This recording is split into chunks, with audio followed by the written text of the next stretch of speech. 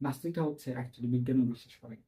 তারা কিছুতেই বিশ্বাস করে না, না তার ধর্মে বিশ্বাস না তার বিজ্ঞানে বিশ্বাস, তারা জাস্ট তাদের নিজেদের অ্যাডভান্টেজের জন্য ব্যবহার করতে থাকে।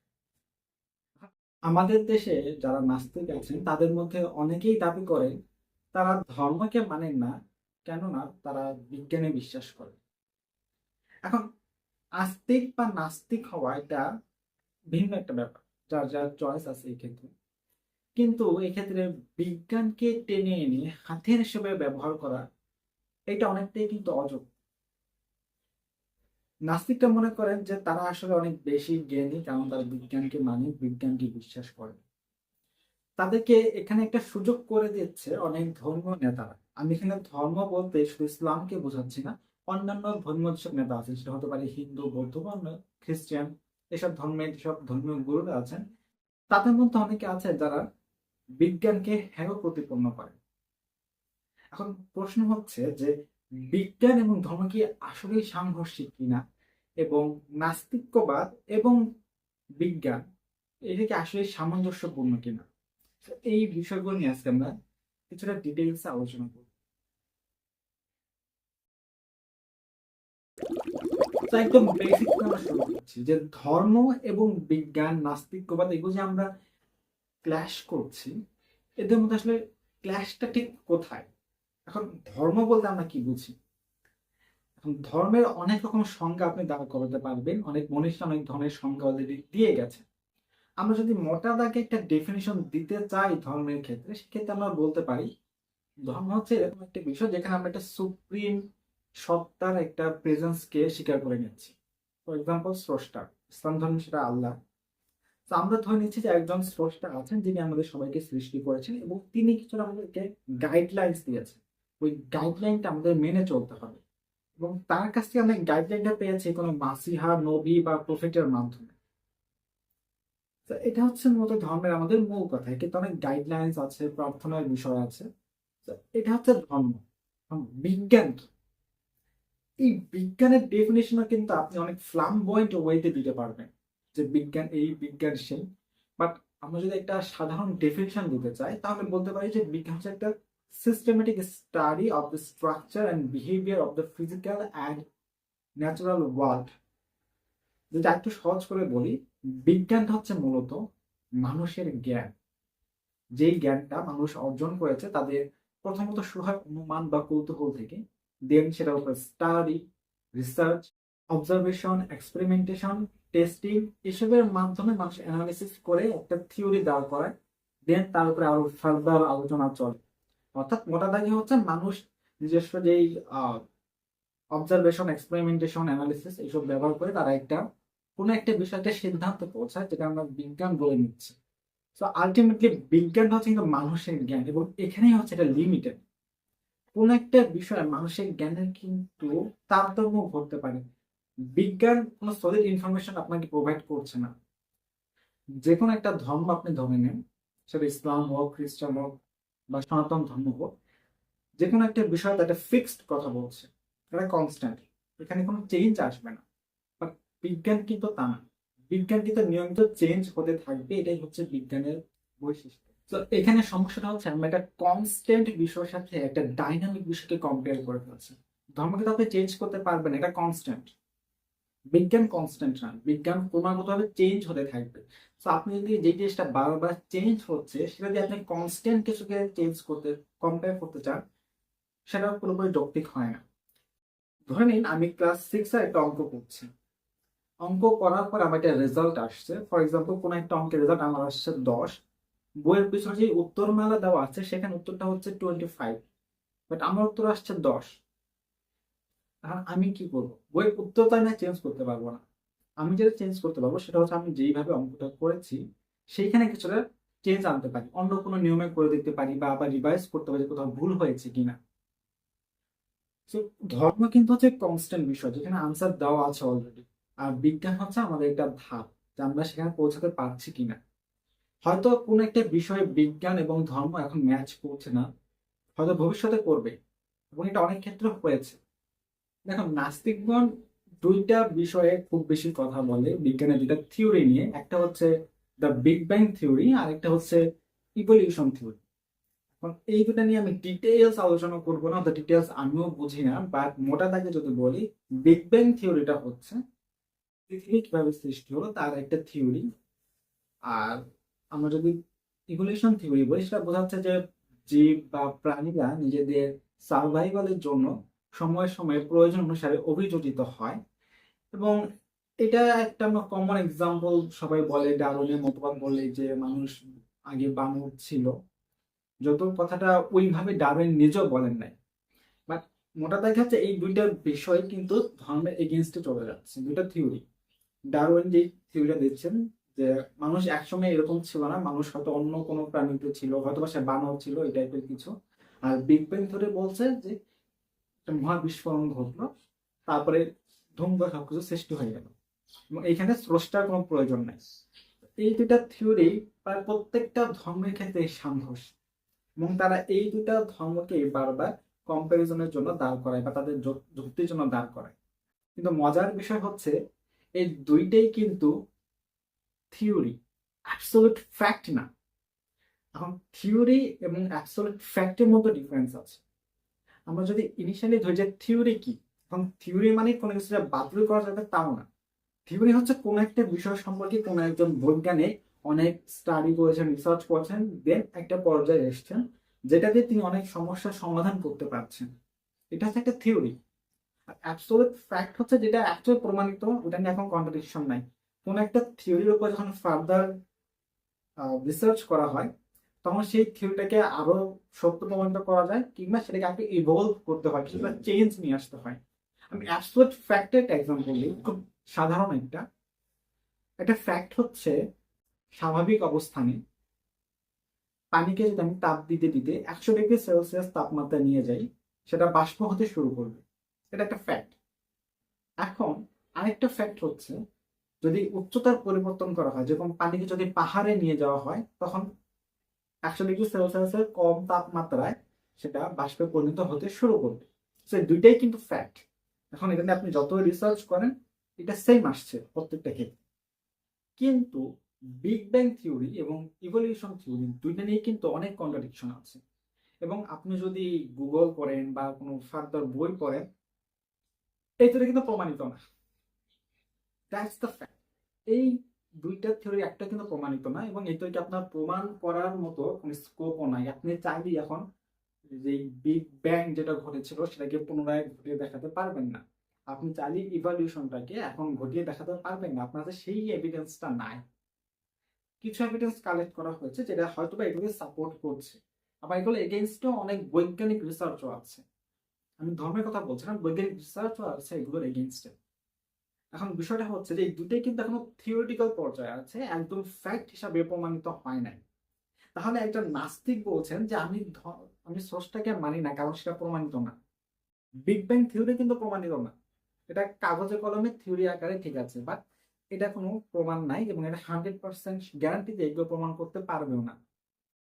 কারণ এটা কিন্তু বিজ্ঞানের সাথে ধর্মের কোনো সংঘর্ষ নেই। বিজ্ঞান একটা থিওরি দিয়েছে, একজন বিজ্ঞানী দিয়েছেন, কোন একজন নাস্তিক সেইটাকে টেনে নিয়ে এসে বলছে যে এই কারণে আমি ধর্মকে মানি না, এটা হচ্ছে ডাবল স্ট্যান্ডার্ড।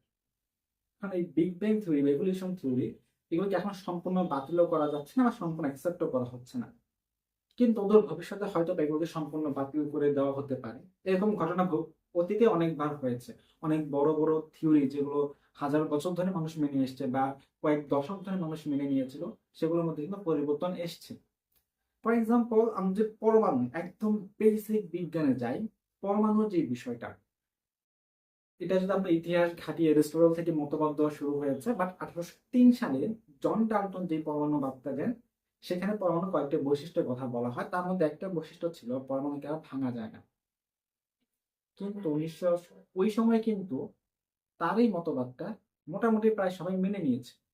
বাট 1917 সালে যে থমসন পরমাণুকে বিভাজিত করেন, তিনি ইলেকট্রন আবিষ্কার করেন, এবং বর্তমানে আধুনিক বিজ্ঞান দেখাচ্ছে যে পরমাণুকে ভাগ করা যায় ইলেকট্রন, প্রোটন, নিউট্রন। আবার এখন ইলেকট্রন প্রোটনকে নাকি ভাগ করা যায়। তো বিষয়টা হচ্ছে যে বিজ্ঞানের থিওরি কিন্তু ছিল যে আপনি পরমাণুকে ভাগ করতে পারবেন না, বাট সেটা কিন্তু ভুল প্রমাণিত হয়েছে। আরেকটা বলি, টলেমির কথা বলি। যদিও অনেকে বলবেন তিনি বৈজ্ঞানিক না, বা তার সময় তিনি বিজ্ঞানী ছিলেন, তিনি মূলত একজন ম্যাথমেটিশিয়ান। বাট পৃথিবী কেন্দ্রিক একটা আমাদের যে ইউনিভার্সটা আছে তার একটা ম্যাপ কিন্তু টলমি প্রথম তৈরি করেছিলেন, এবং এইটাকে বলা হতো জিওসেন্ট্রিক ম্যাপ। ওই সময় পর্যন্ত তিনি যেটা বোঝান যে পৃথিবী হচ্ছে মহাবিশ্বের কেন্দ্রে, এবং তার আশেপাশে সব গ্রহ উপগ্রহগুলো ঘুরছে, সূর্য ঘুরছে, চাঁদ ঘুরছে, এবং এটা অনেক ধর্ম বলা হয়েছে পরবর্তীতে। বাট কপারনিকাস এটা এগেনস্টে বলেন যে না, পৃথিবী মহাবিশ্বের মাঝে না, সূর্য হচ্ছে মহাবিশ্বের মাঝে, আমাদের যে ইউনিভার্সটা আছে তার মাঝে হচ্ছে সূর্য। এই যে হাজার বছর ধরে একটা থিওরি চলে আসছিল, সেটা কিন্তু ভুল প্রমাণিত হয়েছে, এবং এই জন্য অনেক ব্যাকল্যাশও হয়েছে কোপারনিকাসের সাথে বা গ্যালিলিওর সাথে। বাট এত বড় একটা স্টাবলিশড একটা থিওরি, সেটাও কিন্তু প্রমাণিত হয়েছে যে সেটা ভুল ছিল। তেমনি আজকে বিগ ব্যাং থিওরি সেটা হয়তো বা আমরা বলছি যে সঠিক, বাট হয়তো আজ থেকে 10 বছর পরে এরকম কোনো থিওরি বের হবে যেটা এটাকে সম্পূর্ণ নাকচ করে দিবে, কিংবা কিছু মডিফিকেশন নিয়ে আসবে এটার মধ্যে। হয়তো বা সেই মডিফিকেশনটা কোন একটা ধর্মের সাথে মিলে যেতে পারে, ইউ নেভার নো দ্যাট। এখন মজার বিষয় হচ্ছে যারা নাস্তিক তারা আসলে বিজ্ঞানকে বিশ্বাস করে না, তারা তারা নিজেরা বিজ্ঞান ওইভাবে বিশ্বাস করে না, কারণ বিজ্ঞানের বৈশিষ্ট্য হচ্ছে সেটা ক্রমাগত চেঞ্জ হবে সেখানে, এবং সেটা ক্রমাগত ইভলভ হবে। আপনি যদি বিজ্ঞানে বিশ্বাসী করেন, আপনি সহজেই কোনো কিছুকে অস্বীকার করতে পারেন না। দেখুন, এলিয়েনের বিষয়টা আমরা বলি, এলিয়েন কি এখন 100% প্রুফ হয়েছে? হয়নি। বৈজ্ঞানিকরা রিসার্চ করছেন, হয়তোবা তার প্রেজেন্স আমরা পেতে পারি, নাস্তিকরা সেটা মেনে নিচ্ছে যে হ্যাঁ এলিয়েন আছে বা থাকতে পারে, তবে সোর্সটাও তো থাকতে পারে। এখন বিজ্ঞান প্রুভ করতে পারে নাই মানে এই না যে এটা সত্য না। বিজ্ঞান অনেক কিছু এখনো প্রুভ করতে পারেনি, বাট দ্যাট ডাজন্ট মিন এগুলো সত্য না। দেখুন, 20th সেঞ্চুরির আগেও ইনফেকশাস ডিজিজ গুলো কিভাবে ছড়ায় বিজ্ঞান সেটা জানতো না। 20th সেঞ্চুরিতে এসে সেটা আবিষ্কৃত হয়েছে। খুব রিসেন্টলি 2024-এর শেষের দিকে ইলন মাস্ক রকেট উৎক্ষেপণের সময় যে বুস্টারটা সেটাকে ক্যাচ করেছে, সেটা কিন্তু অনেক ভাবতো যে এটা সম্ভব না, বাট উইথ টাইম সায়েন্সের প্রোগ্রেস ঘটেছে এবং সেটা সম্ভব হয়েছে। তো এখন হয়তো বিজ্ঞান প্রমাণ করতে পারছে না যে সেখানে স্রষ্টা নাই, এটা বিজ্ঞানের ব্যর্থতা। বিজ্ঞান এখন ওই পরিমাণ ইমপ্রুভ হয়নি বা ডেভেলপ হয় নাই। হয়তো বা কোনো একজন বিজ্ঞানী এমন কোনো থিওরি বা সূত্র আবিষ্কার করবেন যেটা জান্নাত জাহান্নামের প্রেজেন্সও প্রুভ করে ফেলবে, হয়তো পারবে, উই ডোন্ট নো দ্যাট। কিংবা হয়তো বিজ্ঞান এত বেশি এগিয়ে গেল যে সে সরাসরি পৃথিবীতে বসে মানুষকে জান্নাতের ছবি দেখাচ্ছে বা জাহান্নামের ছবি দেখাচ্ছে, বিজ্ঞান হয়তো মানুষকে সরাসরি জাহান্নামে নিয়ে ফেলে দিয়ে আসছে।